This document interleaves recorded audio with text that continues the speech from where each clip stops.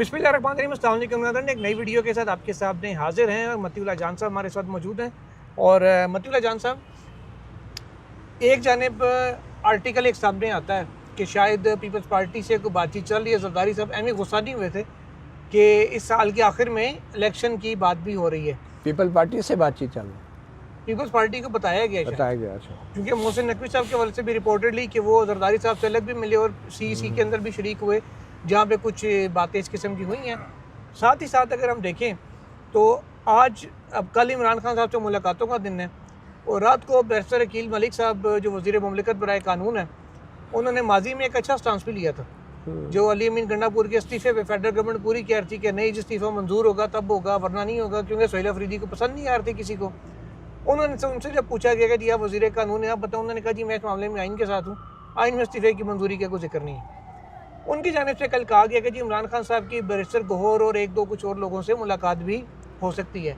साथ ही सुबह से ये खबरें भी आ रही हैं कि इमरान खान साहब को किसी भी वक्त शिफा इंटरनेशनल में मुंतकिल किया जा सकता है, आज या कल किसी भी टाइम में, क्योंकि 25 को उनको इंजेक्शन लगना है और डॉक्टर्स ने ही रिकमेंड किया था कि इनकी एंजियोग्राफी भी कराई जाए क्लॉटिंग वाले मामले के ऊपर। अब आंखों वाले अस्पताल में तो एंजियोग्राफी होने से रही, तो उसके लिए डेफिनेटली IH8 वाले शिफा मुंतकिली होगी। उधर PTI का धरना भी जारी है। अभी इस वक्त भी सुप्रीम कोर्ट के बाहर सलमान अकरम राजा साहब रजिस्ट्रार से मिलने की कोशिश पहले की, नाकाम हुए, अब वो चीफ जस्टिस से मुलाकात की कोशिश में हैं। तो वो शायद इसी चीज़ को मेक श्योर कराना चाह रहे हैं। वो पैगाम ये लेके जा रहे हैं फैमिली का कि भाई हमें मुकम्मल चेकअप चाहिए, खाली आंख नहीं। अब बात आंख से आगे बढ़ चुकी है। इन सारी चीज़ों को अगर हम ज़रा मिला के कुछ सिचुएशन एनालाइज करें तो ज़रा शुरू करते हैं अभी इनके जारी धरने से। केस तो इनका सुप्रीम कोर्ट में कोई है नहीं, या कोई ऐसा मामला अभी ज़ेर इल्तवा नहीं है जिससे खान साहब को कोई रिलीफ मिल सकता हो। मामला सारे हाई कोर्ट में पेंडिंग है, फिर सुप्रीम कोर्ट के बाहर एहतजाज।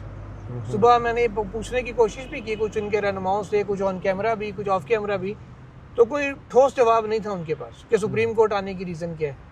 और यही अफरीदी साहब क्या उनको देने की पोजीशन में है, ना सोमोटो ले सकते हैं ना कुछ। फिर भी शायद वो जो अब होने वाली मुंतकिली है उसको वो इसमें डलवाना चाह रहे हैं, या कुछ क्या चल क्या रहा है, आपको क्या लग रहा है? देखिए जुल्करनैन, पहली बात तो ये है कि अब मामला अदालत से ज़्यादा हुकूमत की कोर्ट में है, और हुकूमत अगर चाहे तो चाहे वो जेल मैनुअल को बुनियाद बनाए या वो अपनी पॉलिसी को बुनियाद बनाए। हुकूमत जो है वो किसी भी वक्त एक मेडिकल बोर्ड की सिफारिशात की बुनियाद पे इमरान खान को वो किसी भी अच्छे हॉस्पिटल में मुंतकिल कर सकती है। उसके लिए किसी अदालती हुक्म की ज़रूरत नहीं। ठीक है। अब अगर हुकूमत न चाहे तो फिर अदालत के लिए मुश्किल होगा, क्योंकि जैसा आपने ख़ुद कहा कि कोई केस पेंडिंग नहीं है बिल्कुल सुप्रीम कोर्ट में। अब दूसरी तरफ अगर देखें तो क्या सियासी माहौल ऐसा है कि जिसमें हुकूमत ये चाहेगी? और अगर देखें तो क्या PTI की तरफ से जो इस वक्त वाइब्स आ रही हैं, क्या ऐसा तासुर दिया जा रहा है कि उनके मामलात कुछ हुकूमत के साथ बेहतर हुए हैं? तो मेरे ख्याल में राना सनाउल्लाह का जो बयान आया था इमरान खान के हवाले से, और उसके बाद हम देख रहे हैं कि आपने अब खुद बताया कि PTI के जो सोहेल अफरीदी साहब को अगर आप देख लें तो वो भी आज यहाँ धरने पे मौजूद नहीं है। और ये जो बैरिस्टर अकील साहब का आपने हवाला दिया है कि बैरिस्टर गौहर और बैरिस्टर जो दूसरे सलमान अकरम राजा, इनकी मुलाकात हो सकती है। आई डोंट नो, सलमान राजा की बात की है ना उन्होंने, तो ये एक बड़ी डेवलपमेंट है। मैं समझता हूँ अगर बैरिस्टर अकील की ये बात दुरुस्त साबित होती है, नहीं सलमान अकरम राजा की नहीं, बैरिस्टर गौहर की, सिर्फ बैरिस्टर गौहर की मुलाकात की बात है जी, गौहर साहब की और शायद किसी की और भी, शायद फैमिली से किसी की। अब आपको पता है बैरिस्टर गौहर तो अकेले मिलने से डरते हैं खान साहब को। उनको या तो एक गवाह चाहिए या कोई मुहाफिज चाहिए। तो मुझे लगता है कि अगर ये दो अफराद की बात हो जाती है तो इसमें डेफिनेटली ये एक मस्बत पेशरफ्त होगी। तो आखिर ये सब कुछ क्यों किया जा रहा है, इसकी वजह क्या है? हुकूमत क्यों लचक दिखा रही है? अब ये सवाल पैदा होता है ना, हुकूमत के मकासद क्या हैं? सबसे पहला सवाल तो यह है कि क्या PTI ने किसी मामले पे हुकूमत की हिमायत की हामी भरी है? और सबसे अहम मामला तो कोई आइनी तरमीम का हो सकता है, 28वीं आइनी तरमीम जिसकी हम खबरें सुन रहे हैं। और क्या उसी वजह से पाकिस्तान पीपल्स पार्टी के जो सरबराह हैं आसिफ अली जरदारी, वो भी बड़ा जारहाना अंदाज़ अपनाए हुए हैं? तो ये 28वीं तरमीम का मामला जो है बड़ा सेंसिटिव है। कुछ लोगों की राय में कि बहुत मुश्किल है जी 2/3 अगर ना हो, और फिर उसके बाद सूबाई असम्बली की इत्तफाक होना भी मुश्किल है। मगर फिर सूबाई असम्बली का इत्तफाक वाला मामला तो कुछ माहिरीन जो हैं वो ये कहते हैं वो तो अगर उस आइन के उस शिक में ही तरमीम कर दी जाए कि जिसमें सूबाई असम्बली की करारदाद ज़रूरी है छोटे सूबों के लिए, बिल्कुल, तो फिर सूबों की कंसेंट भी नहीं चाहिए। बिल्कुल, ये और बात है कि एक बहुत ख़तरनाक ये कदम होगा जिसका मैं भी समझता हूँ कि ऐसा करना मुनासिब नहीं होगा, विफाक के लिए भी ख़तरनाक होगा। मगर अमली तौर पे आप जानते हैं 26वीं तरमीम भी हुई, 27वीं भी हुई, हम जैसों ने ज़्यादा शोर ही किया ना, जाहिर है अमली तौर पे तो उस पर अमल हो गया। और फिर इस 26वीं और 27वीं को जब जरदारी साहब सपोर्ट कर चुके हैं तो अब बल्कि बिलावल साहब ने 26वीं का बीड़ा उठाया था, बीड़ा उठाया था, बिल्कुल बिल्कुल। तो अब वो किस मुंह से 28वीं की मुखालफत करेंगे? उनके पास कोई अखलाकी जवाज़ नहीं होगा, क्योंकि जो कुछ उन्होंने आइन के साथ किया तो आइन के साथ एक गुना और सही, फिर चाहे वो पीटीआई की मदद से हो। ये बड़ी इम्पोर्टेंट बात है। तो मुझे लगता है कि मामलात जो हैं कुछ बेहतरी की तरफ शायद जाएंगे। अब वो बेहतरी किसके लिए होगी? क्या वो पीटीआई के लिए होगी? क्या वो इमरान खान के लिए होगी? क्या वो पाकिस्तान मुल्क के लिए होगी? क्या वो हमारे जमहूरी निज़ाम के लिए होगी? क्या पार्लियामेंट की बालादस्ती के लिए होगी? ये कहना तो कबल अज़ वक्त है। अच्छा, 2-3 दिन पहले मैंने आपसे पूछा था कि एक तरफ कहा जाता है कि जी इमरान खान डटे में है, सियासतदान रास्ता बनाता है, तो अगर वो इमरान खान रास्ता बनाने की कोशिश करते हैं तो फिर वो कहा जाएगा कि जी डील कर ली। तो आपने कहा था कि अगर वो डील इस नुक्ते के लिए हो कि जी फ्री एंड फेयर इलेक्शंस हो जाएं, तो उसके बाद जो भी जीत के आए वो इस्टेब्लिशमेंट का कोई रोल नहीं होगा, जो जीतता है जिसको मेजॉरिटी मिलती है सबको काबिल कबूल होगा, तो फिर ये कोई माड़ी चीज़ नहीं है, ये अच्छी डील है, ये होनी चाहिए। अच्छा, अब डॉन का एक आर्टिकल इस हवाले से, आर्टिकल कह लें, इदारिया कह लें, एक सिचुएशनर है कि कुछ हालात उन्होंने कहा जी इस किस्म के आ रहे हैं। पीपल्स पार्टी की एक रहनुमा को उन्होंने एनोनिमस सोर्स के तौर पे कोट करके बताया है, ऑन कंडीशन ऑफ एनोनिमिटी उसने बताया उनको कि कोई साल के आखिर में इलेक्शन किन को बताया? डॉन को। अच्छा, कि जी इस साल के आखिर में ये बाकी की बात कर रहे हैं, किसकी स्टोरी की बात कर रहे हैं आप? ये जो कल डॉन के बैक पेज पे लगी हुई थी। अच्छा, ठीक है, कि इस साल के आखिर में इंतखाबात की तरफ मामला जा रहा है और मतलब अब उसमें खान साहब होंगे या नहीं ये एक अलग चीज़ है कि उनको इलेक्शन के बाद बाहर लाना है या पहले लेके आना है, ये चीज़ें तो बात की उसमें है, लेकिन फ्री एंड फेयर इलेक्शन की जानिब एक मामला जाता हुआ दिखाई दे रहा है। इसको अगर आप इस चीज़ के साथ मिला के देखें कि हमारे दोस्त सहाफ़ी भी, वकील भी, मियाँ दाऊद साहब, वो और बहुत सारे और लोग जो कंटिन्यूसली पंजाब हुकूमत को कुछ दिन से टारगेट कर रहे हैं, चाहे वो CCD के केसेस हों जो कह रहे हैं जी मरीम नवाज़ पे केसेस बनेंगे, वक्त बदलने की देर है, कभी जहाज़ वाला मामला आता है, कभी कुछ और चीज़ आती है। ये सारा जो एक माहौल बन रहा है, क्या ये माइनस मुस्लिम लीग नून कुछ होने जा रहा है या जरदारी साहब की चीखें भी इसी वजह से निकल रही हैं? एक तरफ 28वीं तरमीम या कहीं के PTI के साथ मामला तय ना हो जाए, ये हमें बाहर रख के ना करें। मेरे ख्याल में नून लीग और PTI के बीच अगर ये दोनों जमातें इकट्ठी रहती हैं ना तो फिर कुछ नहीं हो सकता। तो उसके लिए कुछ ऐसा माहौल ज़रूर बनेगा कि जिसमें नून लीग या PTI में से किसी एक को डंप या डिच करना पड़ेगा, अदरवाइज कर चुके हैं। ठीक है, PTI से ज़्यादा डंप क्या होगी? नहीं, मैं PTI की, मैं नून लीग और पीपल पार्टी की बात कर रहा हूं। इन दोनों में से किसी एक को डंप या डिच करना होगा।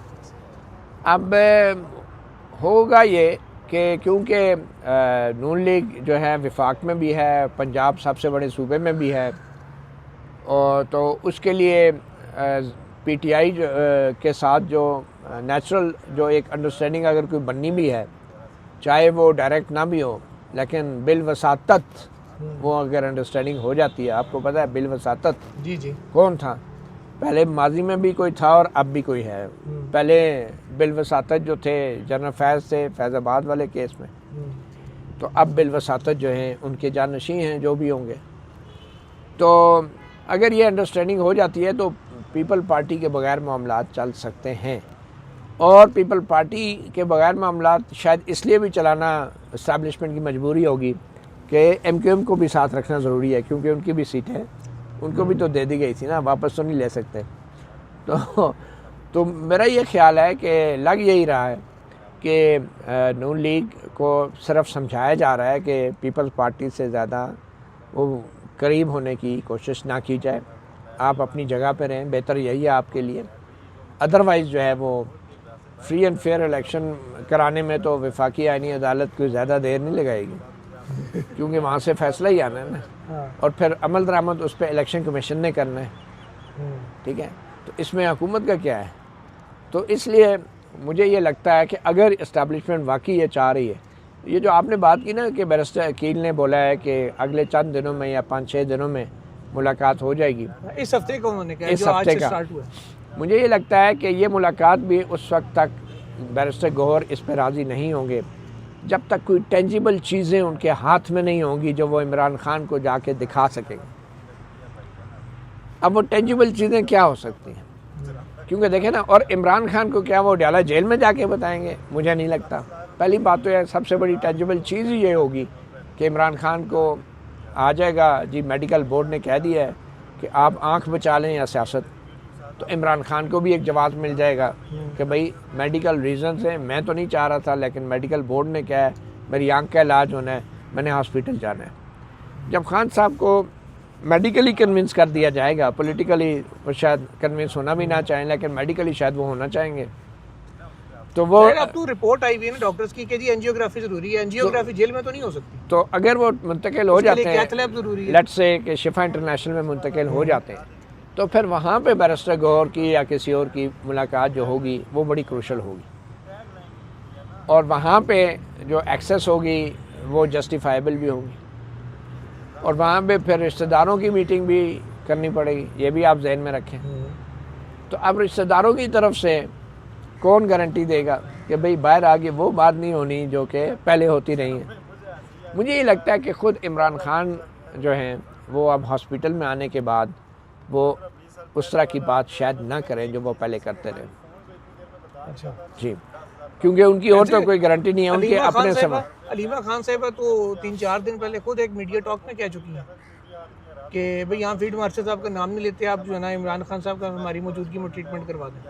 देखिए ना, यही असल चीज़ यही है ना कि उनका जब इलाज शुरू हो जाएगा तो मेरा नहीं ख्याल कि अलीमा खान के पास या नौरीन जो उनकी बहन है उनके पास या किसी और के पास ये जवाज़ रह जाएगा कि वो कोई ऐसी सख्त ज़ुबान बाहर आके इस्तेमाल करें।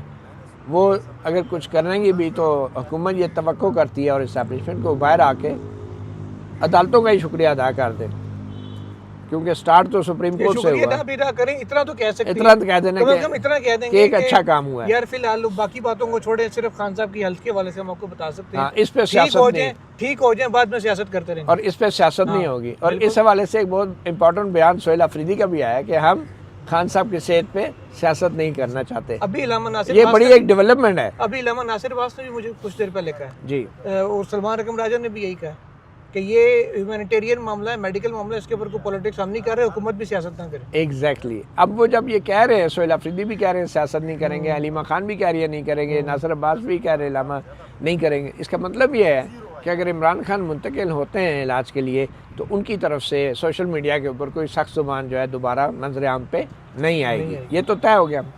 अब जब वो मुंतकिल होते हैं तो खदशात बढ़ेंगे ना, पीपल्स पार्टी जो है वो खदशात का शिकार होगी, और ये जो पीपल पार्टी जो आगे बढ़ बढ़ के 26वीं और 27वीं तरमीम का इन्होंने जो सलीब अपने कंधे पे उठाया था, तो ये आगे बढ़ बढ़ के जो आ रहे थे, तो अब इन्हें पता चलेगा कि आईनी तरमीम और भी बहुत से तरीक़ों से होती है जो पीपल पार्टी के बगैर भी हो सकती है, और वो भी ब्रूट मेजॉरिटी हो सकती है। यस, और जब वो होगी तो फिर पीपल पार्टी को बड़ी तकलीफ होगी। MQM जो है ना, अब देखें ना, अगर MQM का मैंने आपसे एक सवाल पूछा जी, MQM बाप और एक आदि किसी और छोटी जमात का, ये 3 लोग आके मिलते हैं मोहसिन नकवी साहब से, मुश्तरका इनकी काफ लीग थी गालिबन, इनकी मुश्तरका मुलाकात होती है। उसके बाद MQM की तरफ से एक धमाकेदार किस्म की अगले दिन प्रेस कॉन्फ्रेंस होती है कि जनाब वो 180 सीटें लेने वाला कहाँ होता है, तो जनाब 80 सीटें लेने वाला प्राइम मिनिस्टर होता है। वो सारे हवाले शवाले वो दे रहे होते हैं इस किस्म के। ये क्या है? अब देखें ना, ये 2018 की बात कर रहे थे, 2024 की उन्होंने 1970 की बात की। हाँ, वो बांग्लादेश की बात कर रहे थे, ठीक है। तो वो अगर उन्होंने वो बात की है तो अच्छा, वो फॉर्म 47 का जिक्र किया उनके एक पार्लियामेंटेरियन सिंध असेंबली में भी कि जी अगर हमें कहा जाता है कि तुम फॉर्म 47 पे आए हो, फिर हमसे वोट क्यों लिए सदर के लिए, फिर हमसे वोट क्यों लिए तरमीमों के लिए। मैं आपको यही बता रहा हूँ ना कि जो जरदारी साहब जो इस वक्त एमकेएम जो खुद 20 की 20 सीटें 18-20 सीटें जो उनके पास है सारी 47 की है, नहीं तो वो 47 पे तनकीदें कर रही है, तो फिर 2018 में तो इनसे ली गई थी ना, जो अभी वापस कर दी गई 2024 में। नहीं, वो मेरा ख्याल है अगर रिजल्ट आप देखें ना तब के भी और अब के भी, हाँ तब तो फिर इनको 2-3 मिल गई थी, अब तो वो भी नहीं थी। नहीं, वो बात सही है, लेकिन 14 सीटें एमक्यूएम की शहर से पीटीआई को 2018 में दी गई थी। ठीक है, वो तो आपको पता है ओवरऑल जो माहौल था, बड़े बड़े इन्वेस्टर जो है पीटीआई की झोली में भी आ गिरे थे। उसको चले आगे चलते हैं, एमक्यूएम का क्या इसमें रोल है। आप देखें एमक्यूएम का जो इसमें इस वक्त जो है ना, एमक्यूएम की 22 सीटें हैं और नून लीग है और पीटीआई, तो एमक्यूएम तो अपना सूबा मांग रही है ना। अब एमक्यूएम जो है किसी ऐसी अलायंस में शायद वो अपने आप को जस्टिफाई करने के लिए ना जाना चाहे कि जिसमें उनको सूबा ना मिले, या इवन के उन्होंने ये भी कहा था कि इसको फेडरल टेरिटरी डिक्लेयर कर दें, या उन्होंने कहा था कि भाई आप रिसोर्सेज जो है हमें डिवॉल्व कर दें, परमानेंट एक प्रोविंशियल फाइनेंस कमीशन कर दें कि हमें रिसोर्सेज दें और हमें चलाना। ये 3 चीज़ें ना उनके पास ऑप्शन है। तो एमक्यूएम डेफिनेटली पीपल पार्टी के साथ तो नहीं जाएगी, उन्हें पता है पीपल पार्टी ने ये बातें माननी नहीं है। तो वो एक ऐसी नई जो भी सिचुएशन बन रही है उसमें एमक्यूएम ने तो डेफिनेटली जाना है नून लीग की तरफ, और फिर नून लीग के थ्रू जो है वो पीटीआई की तरफ भी जा सकती है। और एमक्यूएम का अपना भी बड़ा स्टेक है। अब देखिए नून लीग के, अगर नून लीग के लिए प्रॉब्लम पता है क्या है, नून लीग के लिए प्रॉब्लम यह है कि उसने पंजाब में अपने आप को बचाना है, जो कि मुझे लग रहा है कि अगर इलेक्शन होते हैं तो नहीं बचेगी। एमक्यूएम ने कराची में अपने आप को बचाना है, और इन दोनों की जो नहीं बचेगी, इन दोनों की जो रस्सियाँ है ना वो पीटीआई के हाथ में है, इन दोनों की रस्सियाँ। तो इसलिए एमक्यूएम चाहेगी कि पीटीआई के साथ कोई ऐसी अंडरस्टैंडिंग हो जाए कि पॉलिटिकली नून लीग भी थोड़ा सर्वाइव कर जाए पंजाब में और एमक्यूएम कराची में सर्वाइव कर जाए। तो ये एक नेचुरल अलायंस तो यही बन रही है। तो इस नेचुरल अलायंस को अगर हम सामने रखें तो वाज़े तौर पे मेरे ख्याल में एस्टेब्लिशमेंट के पास जो वाहिद ऑप्शन आती है वो माइनस पीपल पार्टी ही आती है, और उनको इस हद तक रखेंगे कि बस ठीक है आप अपने सूबे में रहना। लेकिन फिर सवाल ये पैदा होता है कि अगर मुल्क में इलेक्शन होने हैं तो आप पीपल पार्टी को कैसे मजबूर करेंगे कि सिंध असम्बली में इलेक्शन हो, सिंध असम्बली तहलील करें। उसका भी तरीका यही है कि 28वें में फिर वो डाल देंगे कि सारे इलेक्शन सारे मुल्क में एक ही दिन होंगे डाल दिया जाएगा कि और अगर फेडरल गवर्नमेंट डिसाइड करती है तो प्रोविंशियल को भी करना पड़ेगा। लेकिन उसके ऊपर फिर जो विफाकियत है, जो प्रोविंशियल ऑटोनॉमी है, जो फेडरेशन है, जो कॉन्स्टिट्यूशन है, वो सारा तबाह हो जाएगी। इसलिए कहते हैं कि जमाल मंदोखेल साहब आइन वही है जो लिखा हुआ है, लेकिन जो लिखा हुआ है उसका एक तर्जुमा भी होता है और उसकी एक तशरीह भी होती है। अगर हमारी मुक़द्दस किताब कुरान मजीद जो है उसका तर्जुमा और तशरीह जो है अहम है, तो ये तो फिर इंसानों की बनाए हुए आइन है, इसका तर्जुमा और तशरीह तो और भी ज़्यादा ज़रूरी होनी चाहिए, क्योंकि मुक़द्दस किताब की जो आयात है वो तो बड़ी वाज़ेह है, उसमें कोई तरमीम नहीं हो सकती। इसमें तो तरमीम भी हो सकती है, तो इसका तर्जुमा और तरमीम तो ज़्यादा अहम है आइन पाकिस्तान का।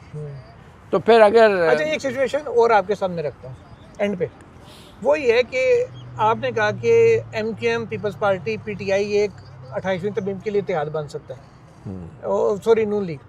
अब अगर ऐसा करें, पीपल पार्टी नहीं नून लीग, अब अगर यूँ किया जाए कि जिस तरह से नून लीग के ऊपर अटैक आ रहे हैं पंजाब में, पूरा उनको टारगेट किया, उनका पंजाब ये बाकी पले है क्या उनके, अगर नून लीग को माइनस करके कोई बात आगे बढ़ाते हैं, पीपल्स पार्टी को साथ मिलाते हैं, 28वीं तरमीम को थोड़ा सा आगे ले जाते हैं, जो 28वीं में करना है 29वीं में कर लेंगे, उनको आगे मिला के नून को कॉर्नर करके कि जो स्कैंडल सामने आ रहे हैं इन सारी चीज़ों को बेस बना के, इकॉनमी को बेस बना के कि जनाब इनसे तो नहीं चल रहा, आप बाकी लोग इकट्ठे हो जाएं, पहले इनसे जान छुड़ाएं, इकॉनमी ठीक करते हैं, फिर आपके 29वीं में सूबे भी देखी जाएंगे, ये भी देखा जाएगा, वो भी देखा जाएगा। ऐसा भी हो सकता है। देखिए अगर तो ये सब कुछ इस्टेब्लिशमेंट के ज़रिए होना है या इस्टेब्लिशमेंट की माँ पे होना है तो फिर अलावा कभी हुआ तो फिर पीटीआई को फ्री फील्ड नहीं दी जाएगी, ठीक है ना। पीटीआई के काउंटर कोई ना कोई रखा जाएगा, चाहे वो काउंटर पॉलिटिकली पब्लिकली वो एक्चुअली है भी या नहीं, लेकिन उसको बार्गेनिंग के लिए ज़रूर रखा जाएगा तो पंजाब बहुत इंपॉर्टेंट है इस्टेब्लिशमेंट के लिए। पंजाब के अंदर इस्टेब्लिशमेंट नून लीग को बिल्कुल डिच नहीं कर सकती, क्योंकि नून लीग को माइनस करने का मकसद ये होगा कि पीटीआई पूरे पंजाब में आ जाएगी, और पूरे पंजाब में पीटीआई का आना खुद इस्टेब्लिशमेंट के लिए ख़तरे से खाली नहीं होगा। तो नून लीग को चाहेंगे कि पंजाब के अंदर रखा जाए, चाहे आर्टिफिशली रखा जाए या रियली रखा जाए। आर्टिफिशली होगा जो भी होगा, और आर्टिफिशली से मुराद यह है कि पीटीआई को फोर्स किया जाएगा कि पंजाब में नून लीग के लिए कुछ स्पेस जो है वो क्रिएट की जाए। वो कैसे की जाए, अब ये चीज़ें बड़ी टेक्निकल होंगी, और जो एक पेट वेपन है ना ये काम करने का, वो यही है कि जो भी मेजॉरिटी में पार्टी आ रही होती है उसके साथ एस्टेब्लिशमेंट कहती है कि आपकी पार्टी आपकी होगी, लेकिन बंदे हमारे होंगे आपकी पार्टी में।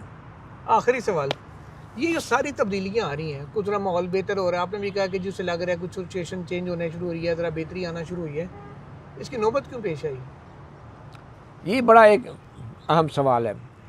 मेरे ख्याल में इसकी नौबत इसलिए पेश आ रही है, जो मुझे लग रहा है कि केपीके और बलूचिस्तान की जो सिक्योरिटी की सूरत हाल है वो इतने जल्दी रिजॉल्व होने वाली नहीं है।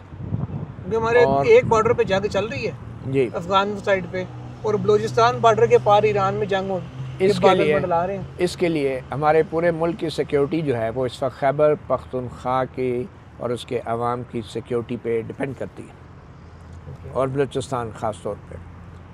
तो मुझे ये लगता है कि कहीं ये थिंकिंग है इस्टेब्लिशमेंट की, बिल्कुल वो उस तरफ भी आते हैं। इस्टेब्लिशमेंट के अंदर कहीं ये थिंकिंग ज़रूर मौजूद है कि अगर पूरे मुल्क की सलामती को यकीनी बनाना है तो पीपल पार्टी से ज़्यादा पीटीआई जो है उसका रोल अहम होगा, क्योंकि पीटीआई जो है इस वक्त वॉर ऑन टेरर के फोर फ्रंट पे है। खैबर पख्तूनख्वा के अवाम जो है वो वॉर ऑन टेरर के फोर फ्रंट पे है, ठीक है। तो ये बेसिकली इस्टेब्लिशमेंट और पीटीआई का अलाइंस नहीं होगी, ये बलूचिस्तान और केपीके की अलाइंस होगी इस वॉर ऑन टेरर के ऊपर। ओके, तो इसलिए ये अब इस्टेब्लिशमेंट को ये फीलिंग आ रही है कि इससे पहले के हालात वक्त आगे निकल जाए और खैबर पख्तूनख्वा के अंदर पब्लिक के जो गुस्सा है वो इरिवर्सिबल हो जाए, या ऐसे नहज पे पहुंच जाए कि जहाँ से वापसी ना हो। तो I think this is the right time for establishment also to take decision, और दैट्स वाई अब वो चीज़ें चेंज की जा रही हैं। लेकिन बात आपने जो की बोर्ड ऑफ पीस के हवाले से, तो उस वजह वो भी एक और वजह है कि जो आने वाले वक्तों में कुछ ऐसे बड़े फैसले होने जा रहे हैं जिसके अंदर पीटीआई ख़ास तौर पे और खैबर पख्तूनख्वा के अवाम, ये इनकी सपोर्ट और हमायत बहुत ज़रूरी होगी। अगर इन्होंने सपोर्ट ना की तो इसमें फिर ख़तरा ये पैदा होगा कि जो रिलीजियस एलिमेंट्स हैं हमारी पॉलिटिक्स के, और जो टेररिज्म के अंदर जो एक्सट्रीमिस्ट एलिमेंट्स हैं उनका बयानिया एक हो जाएगा। क्योंकि बोर्ड ऑफ पीस के अंदर जो डिसीजन होने जा रहे हैं उसमें जमात इस्लामी, जमीयत उलमा इस्लाम, ये लोग जो भी पोजीशन हो लेंगे वो हमें ऑलरेडी मालूम है। तो इनको इस मुमकिन अलायंस को रोकने के लिए मेरे ख्याल में ये अभी से फोर्स ही किया जा रहा है, प्रीएम्प्ट किया जा रहा है कि इससे पहले कि रिलीजियस एलिमेंट जो हैं वो बात करें जो कि एक्सट्रीमिस्ट एलिमेंट कर रहे हैं खुल्म खुला, तो पीटीआई की मदद दी जाए, हालात को नॉर्मलाइज़ किया जाए और पीटीआई को बैक टू मेंस नॉर्मलाइज़ किया जाए, उसको एज अ पार्टी जो है उसको। मेरा ख्याल है ये सबसे बड़ा चैलेंज होगा हुकूमत के लिए कि पीटीआई के अंदर स्ट्रक्चर्स को अलाउ किया जाए, और जब तक पीटीआई के अंदर स्ट्रक्चर्स लीगली और टेक्निकली अलाउ नहीं किए जा रहे उस वक्त तक पीटीआई जो भी बार्गेनिंग कर ले उसका फ़ायदा एज अ पार्टी उसको नहीं होगा। मैं भी खान साहब को हो जाए या कुछ लोगों को, तो इलेक्शन कमीशन से इनके जो इंतखाबात को एक्सेप्ट कराना, नोटिफिकेशन जारी कराना है, पता लगे कि ये चेयरमैन उसकी कोई बात तो सुने। मेरे ख्याल में इंतहाई गैर ज़रूरी है, और सबसे बड़ा टर्निंग पॉइंट यही होगा जो मैं समझता हूँ पीटीआई को डिमांड करना चाहिए, अपार्ट फ्राम इमरान खान की अस्पताल में मुंतकली, कि चीफ इलेक्शन कमिश्नर और 2 मेंबरान को फौरी तौर पे रिप्लेस किया जाए और उसके ऊपर कोई अंडरस्टैंडिंग डेवलप की जाए।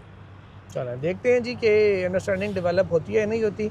अब तक के लिए इतना ही, नाज़रीन इजाज़त दीजिए।